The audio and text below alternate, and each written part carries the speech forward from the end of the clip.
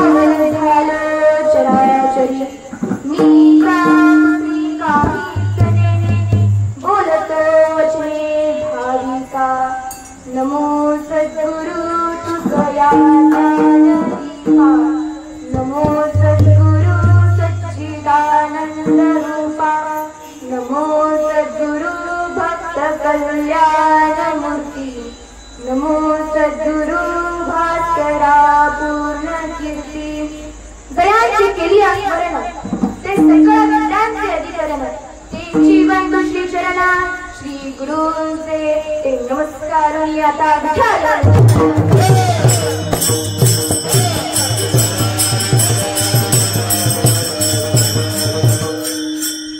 प्रस्तुत प्रसंगी प्राप्त सेवेसाठी घेतलेला अभंग या भागवत धर्माचा फळ शोधणारे असे सुप्रसिद्ध जगद्गुरु तुकोबराय यांच्या 4 चरणांचा सर्वांच्या पाठांतराने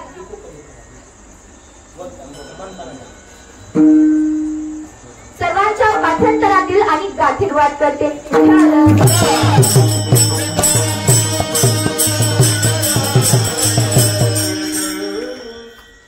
तुकोबराय काय सांगतात तुकोबराय की माणसाने भक्ती कशी करावी माणसाने भक्ती कशी केली पाहिजे जी भक्ती देवाला आवडते ती भक्ती आपण केली पाहिजे जी साधू संतांनी केली ती भक्ती आपण केली पाहिजे तुकोबराय हे सांगतात की आपण तर भक्ती कोणासारखी करतो तुकोबरायांसारखी करतो परंतु तुकोबरायांना जे फळ प्राप्त झालं ते आपल्याला का प्राप्त होत नाही तर तेही सांगतात आपल्या भक्तीमध्ये योग्य काय आणि अयोग्य काय तेही सांगतात महाराज तुम्ही विचार कर की भक्ती कशी करावी तुकोबराय काय सांगतात हेची थोर भक्ती आवडती देवा संकल्पावी माया संसाराची देवाला कोणती भक्ती आवडते देवाला ती भक्ती आवडते जी साधू संतांनी केली ज्याच्यामध्ये साधू संत मायेचा त्याग करत होते संसारामधील मायेशी त्यांना काहीही देणं नव्हतं ते या प्रभू पिता परमात्म्याशी सारखे त्याच्या भक्तीमध्ये तल्लीन होऊन जायचे पांडुरंगाचं नाव त्यांच्या सदैव मुखामध्ये असायचं ते या विठ्ठलावरती प्रेम करायचे त्याच्यावर संसारावरती माया करायचे आणि त्यांनी संसाराचा त्याग करून काय केलं असेल तर ती म्हणजे भक्ती केली असेल आणि तीच भक्ती कुणाला आवडती या देवाला आवडते. पुढे तुकोबराय काय सांगतात, ठेविले आनंदे तेथेची राहावे चित्ती असू द्यावे समाधान. की ज्याप्रमाणे देवाने आपल्याला ठेवले आपण त्याच प्रमाणे राहायला हवं. आपल्या चित्तामध्ये सुख असायला हवं, समाधान असायला हवं. मग पुढे तुकोबराय काय सांगतात की वाहिला उद्वेग दुःखाची केवळ भोगणे ते फळ संचिताचे. की संसार करत असताना आपल्याला वेगवेगळ्या प्रकारच्या अडचणी येतात वाहिला उद्वेग दुःखाची केवळ भोगणे ते फळ संचिताचे. की संसार करत असताना आपल्याला वेगवेगळ्या प्रकारची अडचणी येतात, बरोबर अडचणी येतात आणि त्या अडचणीचा जर आपल्याला उद्वेग वाटला तर उद्वेग वाटणे म्हणजे काय, त्रास होणे दुःख वाटणे. आपण म्हणत नाही का कशासाठी झालं काय हे झालं उगाच झालं हे काय झालं उद्वेग वाटणे. आणि हा जर उद्वेग जर आपल्याला वाटला तर काय होतात वेगवेगळ्या प्रकारचे दुःख भोगावे लागतात. आणि त्यामध्ये जर आपल्याला संचित असेल तर संचिताचे भोग हे नेहमी भोगलेच पाहिजेत. मग तुकोबराय पुढे काय म्हणतात, तुका मने घालू तयावरी भार वाहू हा संसार देवा पायी. तुकोबराय काय सांगतात, हा जो संसार रूपी भार आहे ना, हा संसार रूपी हा आपण देवावरती घालूया आणि हा जो संसार आहे ना सगळा संसार हा देखील देवाच्या चरणी घालूया आणि आपण भक्ती करूया जी भक्ती देवाला आवडत होती आणि आपण आपल्या चित्तामध्ये सुख ठेवूया समाधान ठेवूया. हा झाला अभंगाचा सरळ सोपा भावात विचार.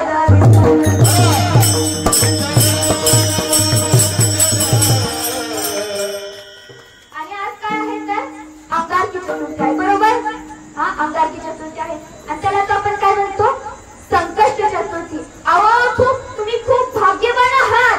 का भाग्यवान आहात माहिती का, कारण तुमच्या इथे चतुर्थी दिवशी या गणपतीच्या चतुर्थी दिवशी तुम्ही कीर्तन आयोजित करता. तुमच्याकडे जी तरुण पिढी आहे ना ती खूप संस्कारी आहे गुणी आहे, कारण त्यांना भक्तीविषयी आवड आहे भगवंताविषयी प्रेम आहे. परंतु आजकाल जर बाहेर बघायला गेलं का नाही आमच्या गावाकडे बघा तिकडं असतं गणपतीची चतुर्थी म्हणलं की काय लावणार डीजे लावणार. त्यांना साध्या आत्या बी म्हणायला येत नाही त्या एक वरती आत्या लावून म्हणते त्या. म्हणूनच तुम्ही खूप भाग्यवान आहात की तुम्हाला अशी तरुण पिढी भेटली जी की या भगवंताची भक्ती करते नामस्मरण करते. खरंच तुम्ही खूप भाग्यवान आहात. आणि आपण प्रथमतः काय करतो दरवर्षी म्हणजे कोणतंही शुभ कार्य करताना आपण काय करतो तर प्रथमतः गणपतीला वंदन करतो. म्हणूनच म्हणतो वक्रतुंड महाकाय सूर्यकोटी समप्रभ निर्विघ्नं कुर्मे देव सर्व कार्येषु सर्वदा. प्रथम तुला वंदितो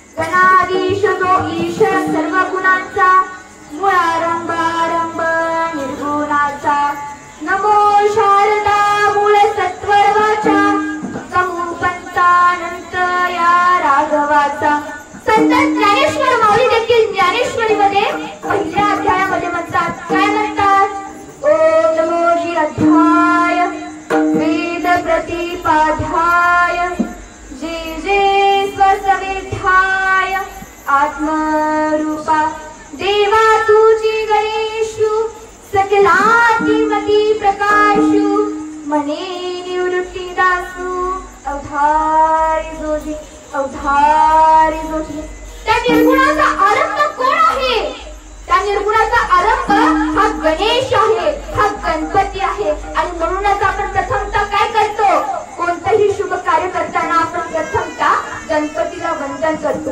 प्रत्येकाच्या बुद्धीचा स्रोत कोण आहे, तर हा गणपती आहे. आणि आज काय आहे, तर अंगारकी चतुर्थी आहे, जी फक्त मंगळवारची येते. आणि म्हणूनच आपण तिला अंगारकी चतुर्थी असं देखील म्हणतो. आणि या दिवशी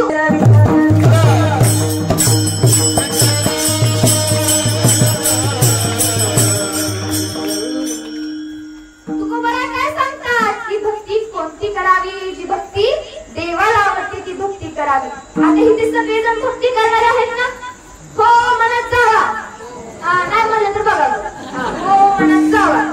इथे सगळेजण तुम्ही भक्ती करणारे आहात. सकाळ संत ज्ञानेश्वर माऊली काय म्हणतात की मनुष्य जात सकाळ ते स्वभावता भजनशील झाले असे केवळ माझे ठाई. म्हणजे काय, तर मनुष्याचा मुळात स्वभावच कशाचा आहे, भक्ती करण्याचा स्वभाव आहे. मग आता भक्ती दोन प्रकारची असते बरं का. सखवाजी फकवाजी आहे ना, लक्ष इकडं भक्ती जाऊ नका, इथं कीर्तन एवढा लावून सांगायला येणं म्हणून आली बाई. इकडे लक्ष देत जावा. भक्तीचे किती प्रकार असतात, दोन प्रकार असतात बरं का. नीट कान देऊन लक्ष ऐका. उद्या जर मला जर भेटला तुम्ही तर तुम्हाला विचार. भक्तीचे दोन प्रकार असतात. एक पहिली भक्ती म्हणजे संतांना जाणून केलेली भक्ती, आणि दुसरी भक्ती म्हणजे संतांना न जाणता केलेली भक्ती. मग आता आपण ठरवायचं की आपण कोणत्या भक्तीमध्ये मोडतो. आपली भक्ती कशी असते माहिती का. आता इथं गणपतीच्या पुढे आलं का नाही, देवा गणपती बाप्पा तुला आता एवढा नारळ दिलाय बघ, नारळ दिला म्हणल्या माझं घर तेवढं बांधून होती, चांगला बंगला बांधून होती, गावात कुणाचाच रस्तावा, बरं बंगला बांधून झाला. परत पुढच्या वर्षी येणार गणपती पाशी, गणपती बाप्पा तुझा आशीर्वाद लयच भारी होता मागच्या वर्षी, आता पण काय एकच नंबर असतो, त्याच्यापेक्षा दुप्पट असू दे. कसं आहे ना, आता बंगला बांधून झालाय बघ, घरात कसं दारा पुढं 4 व्हीलर 2 व्हीलर असल्यावर जरा मनाला सुख वाटतं. थार आणि बुलेट, थारचा एक नवीन ट्रेंड आलाय बरं का, हा थार आणि बुलेट. बरं गणपतीच्या कृपा आशीर्वादाने थार पण भेटती, बुलेट पण भेटते. परत मनात पुढच्या वर्षी येणार गणपती बाप्पा तुझ्या कृपेने दारात 2 व्हीलर आली, 4 व्हीलर आली, आमच्या घरादाराला शोभा आली. आता काय ना खूपच माझं पोरगं ना तेवढं जीवाचं पाणी करून अभ्यास करते बघ, काय नको त्याला नोकरी तेवढी लागू दे. बरं देवाच्या या गणपती बाप्पाच्या कृपेने नोकरी पण लागते बरं का. तर पुढच्या वर्षी येणार देवा गणपती बाप्पा मोरया, तुझी कृपा अशीच राहू दे आमच्यावरती, आशीर्वाद तुला असाच राहू दे. म्हणा की सगळं झाले, आता पोराला तेवढी चांगली बायको भेटू दे. म्हणजेच काय, तर आमच्या मागण्या पूर्ण होतात का, नाही होत. आता इथं जर मागण्याची लिस्ट मांडायची म्हणजे तर रात्री पुरायची नाही. विठ्ठल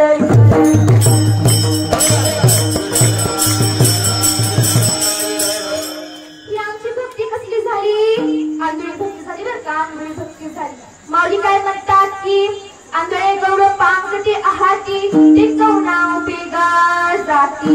की ज्याप्रमाणे एखादा आंधळा गरुड आहे बरं का, काय आहे आंधळा गरुड आहे, आणि त्याने जर आकाशामध्ये उंच अशी भरारी घेतली तर तो कुठे ना कुठे जाऊन थडकणार बरं का, पर्वताला जाऊन थडकेल, झाडामध्ये जाऊन गुंतेल.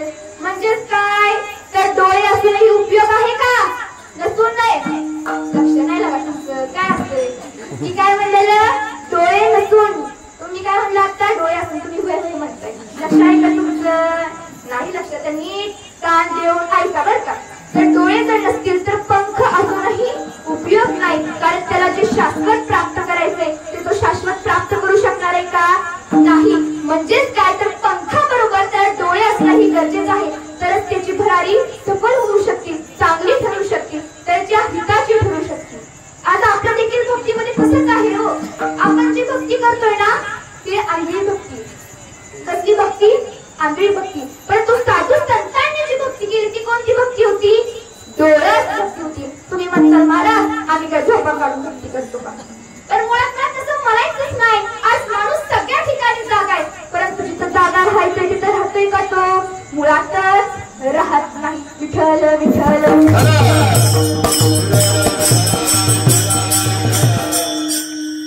आज आम्ही परमार्थातल्या सगळ्या गोष्टी करतो बरं का, सगळ्या गोष्टी एकदम तंतोतंत. व्रत करणार, वारीला जाणार, गणेश चतुर्थीला जाणार, सगळं काही करणार, आरती पूजा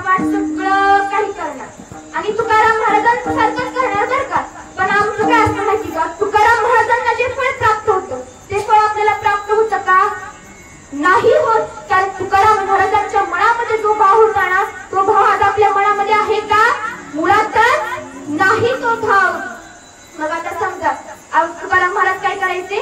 वारीला जायचे बरं का. जात होते का नव्हते? हा म्हणला नशीब माझं. हा जात होते. आणि आपण पण काय करतो? वारीला जातो. समजा तुम्ही 15 दिवसाच्या वारीला गेल्याने त्यांना काय असतं तुमचं? सकाळचा एक फोन, दुपारचा एक फोन आणि संध्याकाळचा एक फोन. काय विचारायसाठी असतं? बरं चाललंय का? चांगलं आहे का? बरं चाललंय का? चांगलं आहे का? बरं चाललंय का? चांगलं आहे का? काय असतं? लेकर बाळ चांगली, जेवण केलं का? खाल्लं पिल्लं का? गुराला वैरण टाकली का? गुराला पाणी टावलं का? रानात कसं चालू आहे? चांगलं चालू आहे का? म्हणजे काय तर आता 3 फोन 15 दिवसाचे किती झाले? 45 फोन झाले. आता तुम्हीच विचार करा, वारीला आपण फोन करायला जातो का भक्ती करायला जातो? तुम्हीच सांगा आता. हा मग तुकाराम काय महाराज काय करायचे? वारीला गेल्यानंतर ना ते फक्त या पांडुरंगाच्या भक्तीमध्ये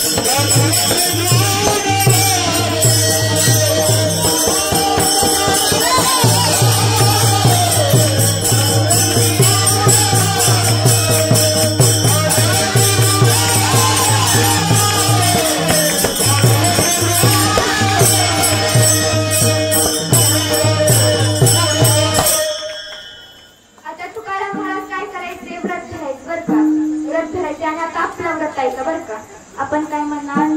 उद्या माझा व्रत आहे, मग उद्या माझ्या पोटाला उपाशी मरावं लागेल. मग आज काय केलं पाहिजे? पोट भरून खाल्लं पाहिजे. मग काय करणार? पोट भरून खाणार. परत दुसऱ्या दिवशी काय म्हणणार? आज माझा उपवास आहे, मस्तपैकी सकाळ आंघोळ करणार, सगळं करणार, पूजापाठ करणार, मस्तपैकी आयटीतून सोफ्यावर बसणार म्हणणार फराळीचा आणा, शाबू आणा, खिचडी आणा, वेफर्स आणा, चिप्स आणा. म्हणजेच काय? एकादशी दुप्पट अशी. हा कळलं तुम्हाला? अनुभव आहे ना, मग करणार. मग काय असतं? त्या दिवशी आपण दुप्पट खाणार. रोज जेवढं खात नाही ना तेवढं त्या दिवशी खाणार. बरं आता दुसरा दिवस झाला. तिसऱ्या दिवशी काय म्हणणार? काल माझं पोट लय उपाशी मेलं गाड्या. काय म्हणणार? काल माझं पोट लय उपाशी मेलं गाड्या. काल काहीतरी पोट भरून खाल्लं पाहिजे. म्हणजे काय? तिन्ही दिवशी तुम्ही काय करणार? खातच राहणार. मग देवाचं नाव कधी करणार? देवाचा उपवास कधी करणार? त्याची भक्ती कधी करणार? म्हणजेच काय तर तुकाराम महाराजांच्या मनामध्ये जो भाव होता तो आज आपल्या मनामध्ये भाव आहे का? हो नाही, मुळातच नाही. मग त्यांना जे फळ प्राप्त झालं ते आज आपल्याला फळ प्राप्त होईल का? मुळातच होणार नाही. तर ही आपली भक्ती कशी झाली? आंधळी भक्ती झाली, डोळ्यात भक्ती नाही झाली. म्हणूनच काय म्हटलेलं आहे? मनी नाही भाव मने देवा मला भाव.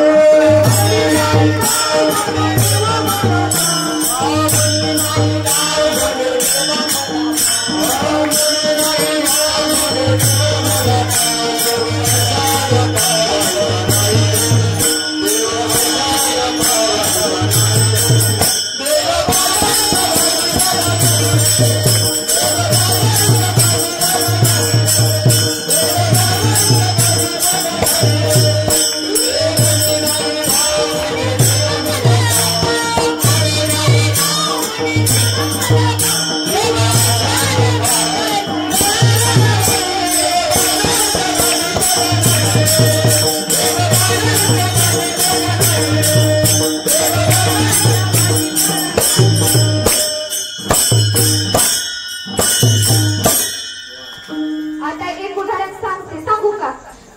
मुख्यमंत्र्यांच्या लाडक्या बहिणीला सांगू? कुणाला घाबरायचं नाही. आपण कुणाच्या बहिणी?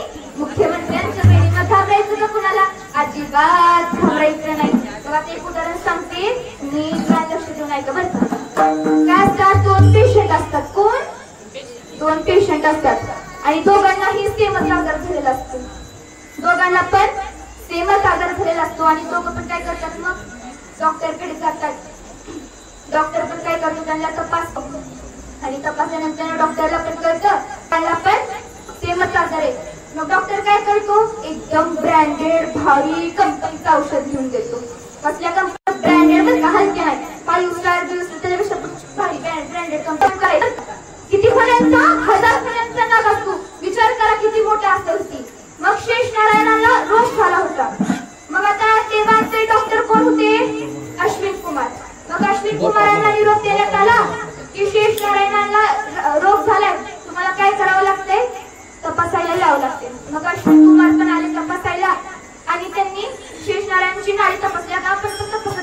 ताप आहे, कफ आहे, पित्त आहे, वात आहे, बघायला तपासतो आपण.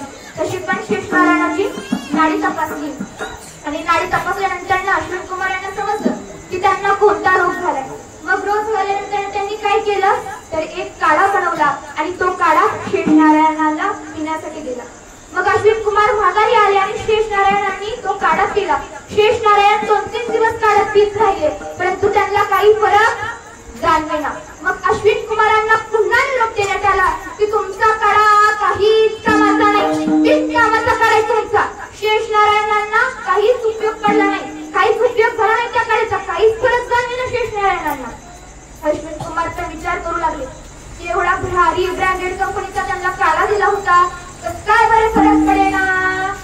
मग त्यांच्या मनात आलं की आता जाऊनच बघितलं पाहिजे की नेमकं झालंय तरी काय. मग अश्विन कुमार आले आणि त्यांनी तोच काढा बनवला आणि तोच काढा त्यांच्या समोर प्यायला दिला. मग ज्यावेळेस शेषनारायण ते काढा पित होते त्यावेळेस त्यांच्या डोळ्यातून विषाचे ते थेंब होतात ना, ते विषाचे थेंब त्यांच्या काढ्यात पडत होते. मग तो काढा निरुपयोगी होऊन जायचा, बिनकामाचा होऊन जायचा, त्याचं त्या रोगासाठी शरीरासाठी काहीच मूल्य राहत नव्हतं. मग अश्विन कुमारांच्या लक्षात आलं की आपलं चुकतंय कुठं. मग त्यांनी काय सांगितलं की शेषनारायणांच्या सगळ्या डोळ्यांना पट्ट्या बांधा. आता फण्या किती होत्या 1000, डोळे किती झाले 2000, 2000 डोळ्यांना पट्ट्या बांधायला लावल्या आणि परत नंतर तोच काढा केला आणि तोच काढा पिण्यासाठी दिला. तेव्हा मात्र फरक जाणवला. आज साधू संतांनी देखील समाधानाची ज्यावेळेस प्राप्ती झाली त्यावेळेस हा भक्तिरूपी काढा पिला. म्हणजे काय की भ्रमरस घेई काढा जेणे वारेला पीडा, नाम कथ्य विठोबाचे आली तो वाचे नसेवी विठ्ठल विठ्ठल.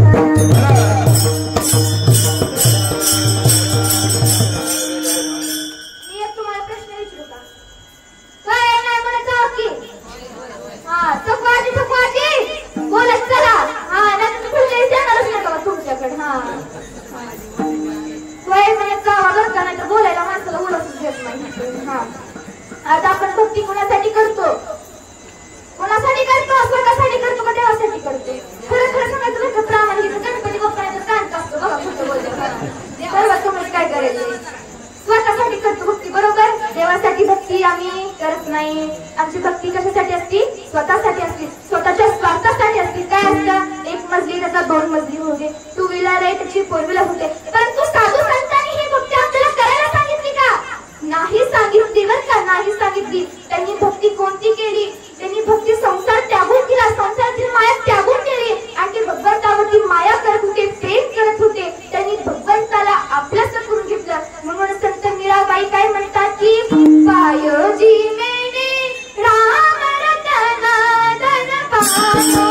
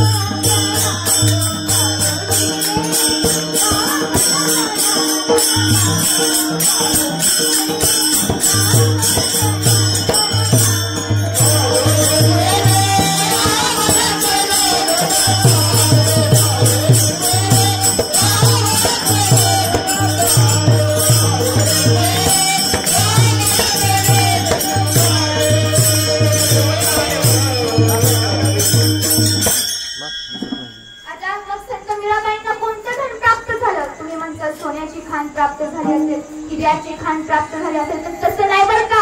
त्यांना कोणतं खाण प्राप्त झालं तर हा पंढरपुराचा पांडुरंग, हा विठ्ठल, हा गणपती, हा निर्गुण निराकार प्राप्त झाला. काय झालं? हा गणपती, हा पांडुरंग प्राप्त झाला. मग विचार करूया की आज आपल्याला हा मानवाचा अनमोल असा मनुष्य देह आहे ना, तो कशासाठी प्राप्त झालाय?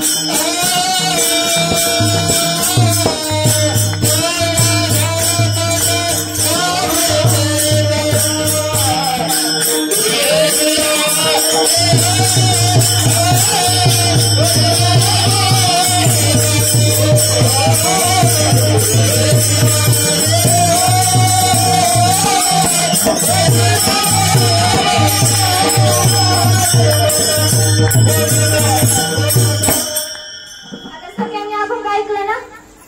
ऐकला का नाही? सांगा मग आपल्याला देह कशासाठी प्राप्त झाले?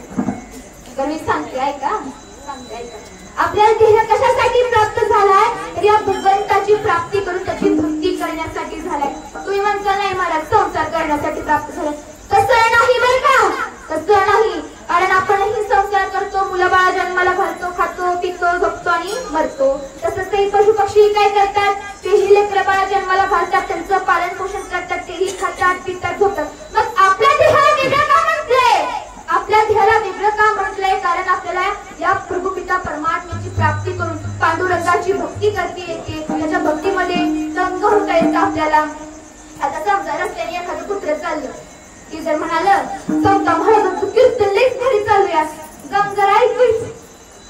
जमल का त्या कुत्र्याला ऐकायला? नाही जमणार. मग आपला देह का श्रेष्ठ आहे? तर या देहामध्ये आपल्याला या भगवंताची प्राप्ती करून त्याची भक्ती करता येते. आणि हा सगळ्यात शेवटचा आहे बरं का, हा सगळ्यात शेवटच्या योनीमध्ये भेटतो. म्हणून म्हटलेलं आहे की एक एक योनी कोटी कोटी फेरा तेव्हा लागे वारा. चालू संत काय म्हणतात की सर्व जन्माच्या शेवटी मनुष्य जन्म पावे पाठी. या आमचं झाले बरं का. देवावरती विश्वास नाही, ह्या देवाकडे नाही मिळालं की चल दुसऱ्या देवाकडे, दुसऱ्या देवाकडे नाही मिळालं की चल तिसऱ्या देवाकडे, तिसऱ्या देवाकडे नाही मिळालं की चल चौथ्या देवाकडे. परंतु माय बापा हो, या जगाच्या पाठीवरती एकच देव खरा आहे, तो म्हणजे हा विठ्ठल, हा पांडुरंग. म्हणूनच तुकोबाराय काय म्हणतात की एक देव आहे खरा, माया तिला पसारा, शरण जावे संत जना, सत्य मानावे निर्गुणा. या जगाच्या पाठीवरती एकच देव खरा आहे, तो म्हणजे हा पंढरीचा पांडुरंग.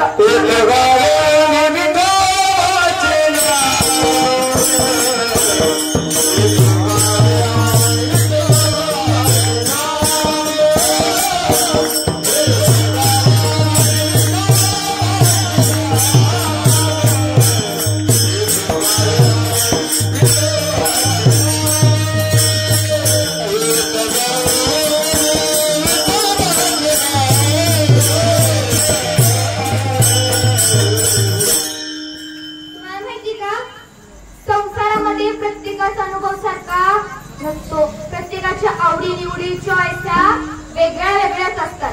परंतु परमार्थात तसं नसतं, अध्यात्माच्या बाबतीत तसं नसतं.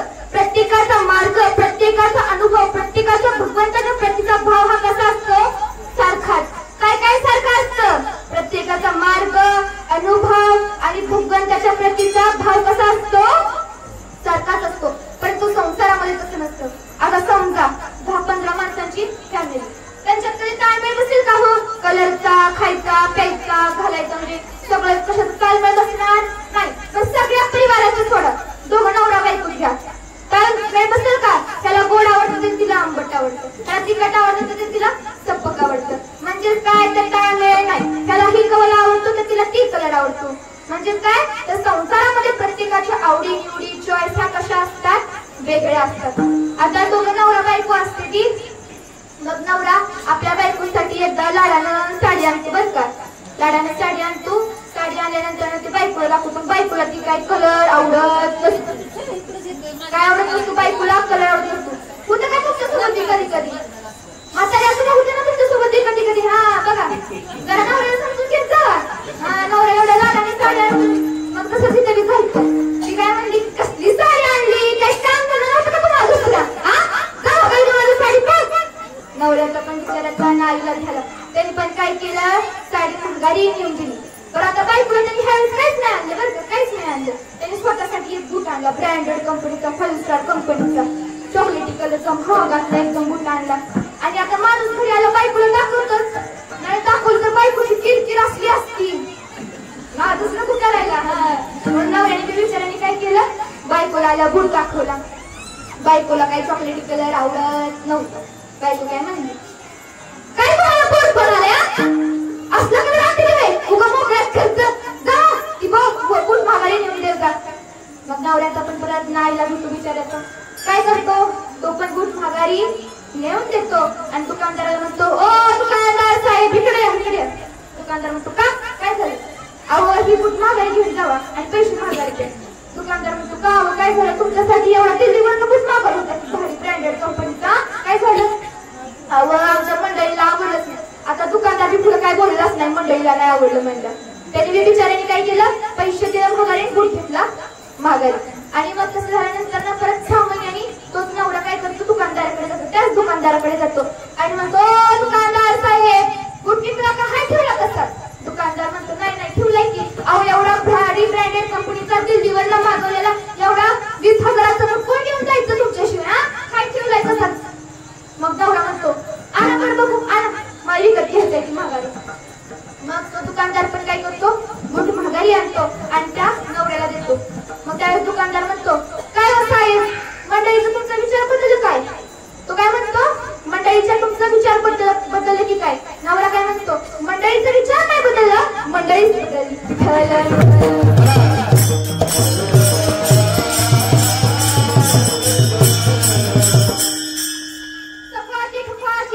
मुख्यमंत्र्यांच्या लायकाने सांगू का आपण भाग्यवान का आहोत? काय नाही बोलत जावा, सांगू भाग्यवान का आहोत? हा सांगू ऐका, तुम्ही नाही म्हणलं तरी सांगता, कारण सांगायचं आधी. भारतासारखा देश नाही, भारतासारखा देश नाही, महाराष्ट्रासारखं राज्य नाही, महाराष्ट्रासारखं राज्य नाही, पंढरपुरासारखं तीर्थस्थान नाही, कुणासारखं पंढरपुरासारखं तीर्थस्थान नाही, पांडुरंगासारखं दैवत नाही, पांडुरंगासारखं दैवत नाही, ज्ञानोबरायांसारखा संत नाही, ज्ञानोबरायांसारखा संत नाही, ज्ञानेश्वरी सारखा ग्रंथ नाही, कुणासारखा ग्रंथ नाही, ज्ञानेश्वरी सारखा ग्रंथ नाही, वारकरी संप्रदाय सारखा पंथ नाही, वारकरी संप्रदाय सारखा पंथ नाही, रामकृष्ण हरी सारखा मंत्र नाही, कुणासारखा मंत्र नाही, रामकृष्ण हरी सारखा मंत्र नाही, रामायणासारखी आचार संहिता नाही, रामायणासारखी आचार संहिता नाही, दशरथासारखा बाप नाही, दशरथासारखा बाप नाही, कौशल्यासारखी माय नाही,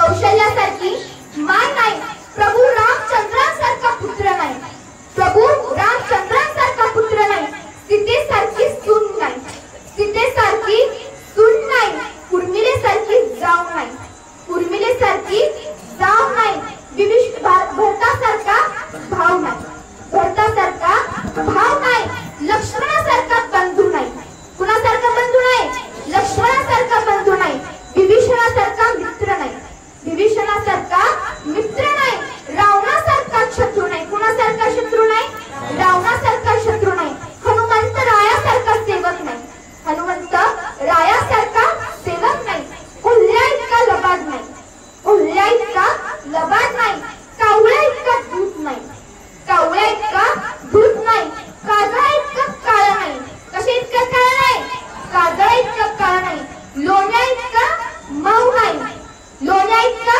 मऊ नाही, माणसाच्या शरीरासारखं दुसरं शरीर कुणाचं आहे का? नाही, माणसाच्या शरीरासारखं दुसरं शरीर नाही, आणि छत्रपती शिवाजी महाराजांनंतर पुन्हा राजे होणे नाही.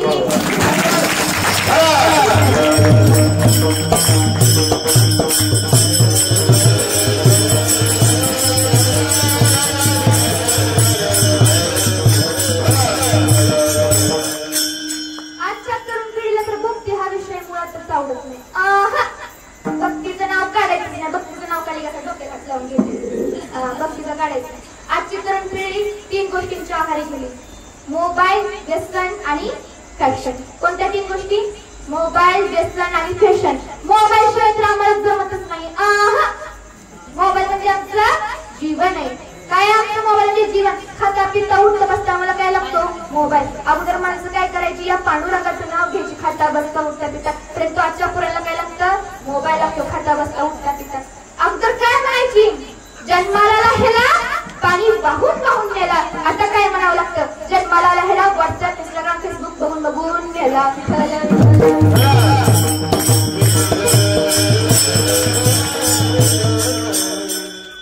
तुम्ही मुलाला कीर्तनाला आणत जावा, भजनाला आणत जावा, त्यांना अभंग म्हणायला लावत जावा. अभंग भले ही चाली जरी नाही आला तरी चालेल, परंतु मुलं मात्र चालीची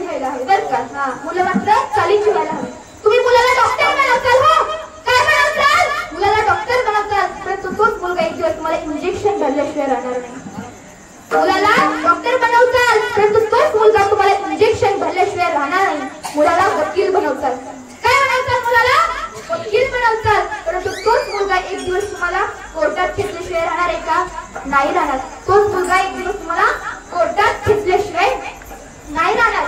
मुलाला पोलीस बनवतात, मुलाला काय बनवतात? पोलीस बनवतात. परंतु तोच मुलगा एक दिवस तुम्हाला कारागृहात टाकल्याशिवाय राहणार नाही. आणि म्हणूनच मुलाला जर काही पहिल्यांदा बनवायचं असेल तर तो एक चांगला माणूस बनवा. बरं का? काय बनवा? चांगला माणूस बनवा. त्याच्याही आणि तुमच्याही जीवनाचा उद्धार झाल्याशिवाय राहणार नाही. आणि जर असं तुम्ही नाही केलं तर आत्ताच तयारी करून ठेवा. कुठे जायची? वृद्धाश्रमात. गठुडा बांधून ठेवा आत्ताच. काय परत मुलगा मागाई भेटायला यायचं नाही. एखादं सामान राहिलं तर काय करता उगाच? हा, तर त्यापेक्षा आपलं काय करा, मुलांवरती चांगले संस्कार करा.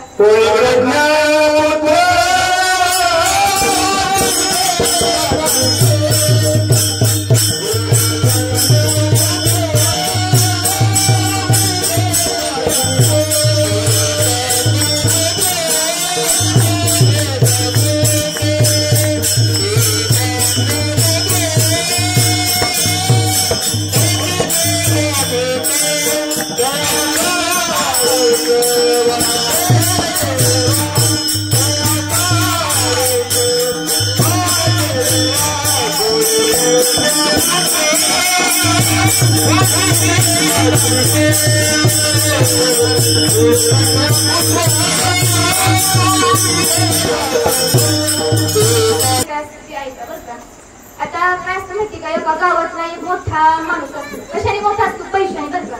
पैशाने मोठा असतो. आता पैशाने मोठा असले आपण काय म्हणतो? त्याला दादा म्हणतो. बरं का? दादाशिवाय तर आम्ही बोलतच नाही.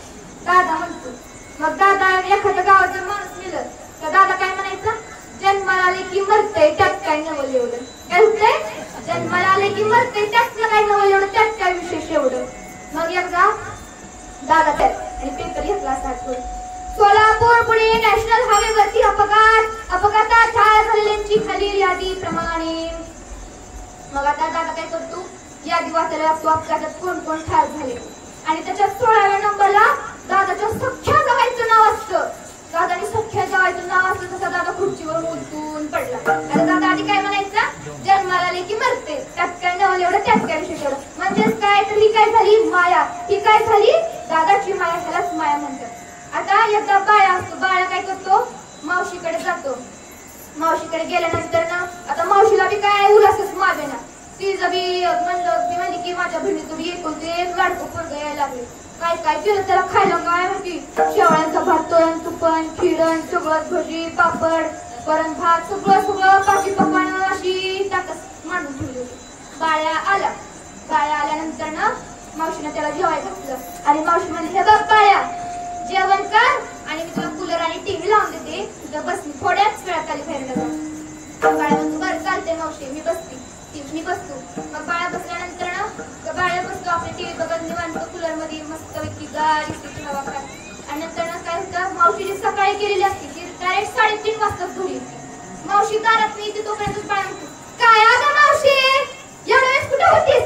म्हणला मावशीकडनं 2 चांगल्या गोष्टी शिकायला मिळतील म्हणताना तू गेली बाहेर. कुठे गेली होतीस?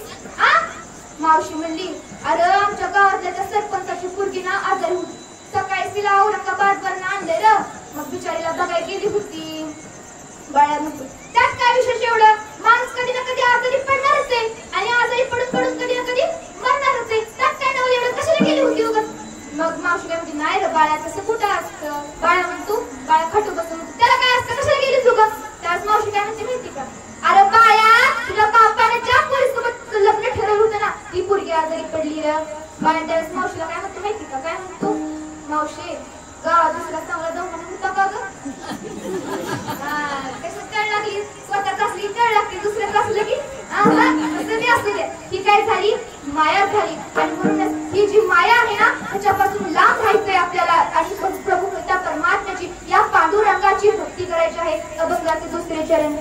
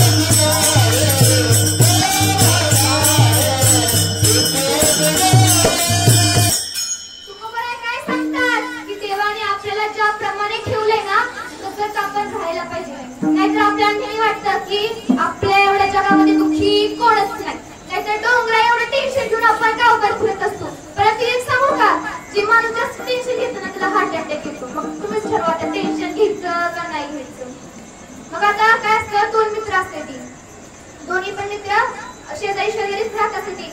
आणि पहिल्या मित्राच्या घरात सदा ना कदा कशाचा आवाज येतो? हसण्या खेळण्याचा आवाज यायचा. आणि दुसऱ्या मित्राच्या घरात कशाचा यायचा आवाज? भांडणाचाच यायचा. सदा ना कदा भांडण वैतागून गेली होती दोघं बी एकमेकांना. मग आता एक दिवशी काय होतं की दुसऱ्या मित्राची जी बायको असते ती बघते की पहिल्या मित्राच्या घरात सदा ना कदा कशाचा आवाज येतो? हसण्या खेळण्याचाच आवाज येतो. मग जी म्हणते की मग आता म्हणते की आता इथून पुढे आपण भांडणं करायची नाही. आता नवऱ्याला येऊ दे म्हणजे मी काय करणार सांगणार त्याला.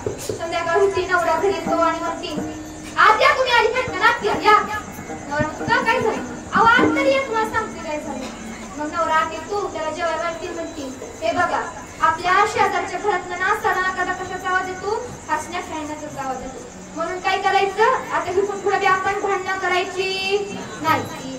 तर नवऱ्याला बी बायकोचं बोलणं पटतं. नवरा म्हणतो खरं अगं तुझं. आता मी उद्या जाऊन माझ्या मित्राला विचारतो तुझ्या घरात ना बाबा काय एवढा हसण्या खेळण्याचा आवाज येतो? बायको म्हणते असं करा तुम्ही. सकाळ होती आणि तो काय करतो आपल्या पहिल्या मित्राच्या घरी जातो आणि घरी गेल्यानंतर मित्राला विचारतो का रे बाबा तुझ्या घरात नसता ना कदा हसण्या खेळण्याचाच आवाज येतो? काय करतो असं नेमकं तू? मित्र म्हणतो की नाही नाही जाऊ दे आमची गोष्टच लई डेंजर आहे. कशी? आमची गोष्टच लई डेंजर आहे. तो म्हणतो नाही नाही सांग तू असू दे तरी सांग आम्हाला ऐकायचं. मित्र म्हणतो एवढं पोच करतोय तर सांगतो एवढा आग्रह करतोय तर काय करतो सांगतो. अरे काय होतं बरं का आमच्या घरात भांडण होती ती काय होती ती बहीण होती ती पण भांडणात काय होतं माझी बायको माझ्या मागं पेरण्या घेऊन पडती.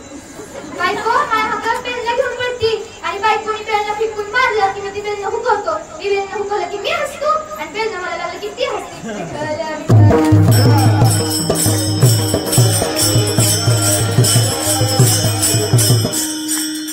म्हणजेच काय तर आपल्याला नेहमी वाटत असतं की आपल्या एवढं दुःख जगामध्ये कोणालाच नाही. परंतु तसं नाही बरं का.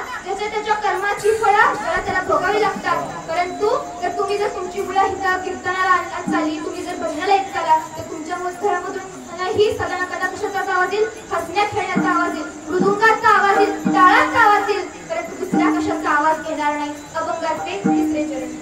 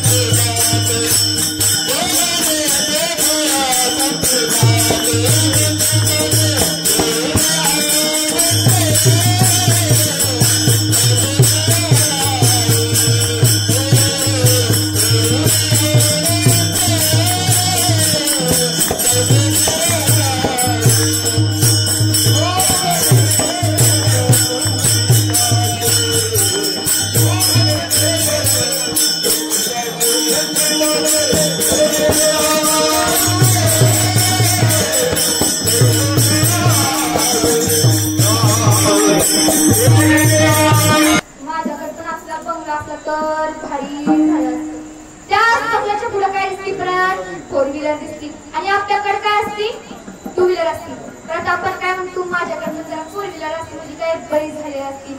म्हणजे काय तर आपण आपल्याकडे ज्या गोष्टी आहेत त्याच्याकडे समाधानी असतो का नसतो. दुसऱ्याच्या गोष्टी बघून आपल्याला त्या गोष्टीचा उद्वेग वाटतो. म्हणजेच काय तरी कशासाठी झालं, काय झालं, कशाला उगाच झालं, म्हणजेच काय तर आपल्याला उद्वेग वाटतो. आणि उद्वेग जर वाटला तर आपल्याला वेगवेगळ्या प्रकारचे दुःख प्राप्त होतात. आणि म्हणून दुःख जर प्राप्त झालं की काय होतं? टेन्शन येतं. आणि टेन्शन येतात काय? बघा हार्ट अटॅक येते. बघा तुम्हीच ठरवा आता उद्वेग वाटून घ्यायचा का नाही. ज्याच्यामध्ये आहे आपण त्यामध्ये समाधानी असायला हवं. कोणत्याही गोष्टीचा आपल्याला उद्वेग वाटू द्यायला पाहिजे का नाही द्यायला पाहिजे. पुढे परत काय सांगतात की जे संचितांचे फळ असतात. संचितांचे म्हणजे काय तर आपल्या कर्माचे फळ जे असतं ना ते आपलं आपण भोगलं पाहिजे, कारण ते संतांना सुद्धा भोगावं लागलं बरं का. आता संत कुरमुराचे होते, त्यांना दोन्ही हात नव्हते, पाय नव्हते, परंतु तरीही ते संचिताचे भोग भोगतच होते आणि तरीही ते या पांडुरंगाची भक्ती करत होते. त्याच्या नामस्मरणामध्ये भक्तीमध्ये तल्लीन होऊन जायचे. त्यांचं या पांडुरंगावरती अफाट प्रेम होतं. अभंगाचे 4 चरण.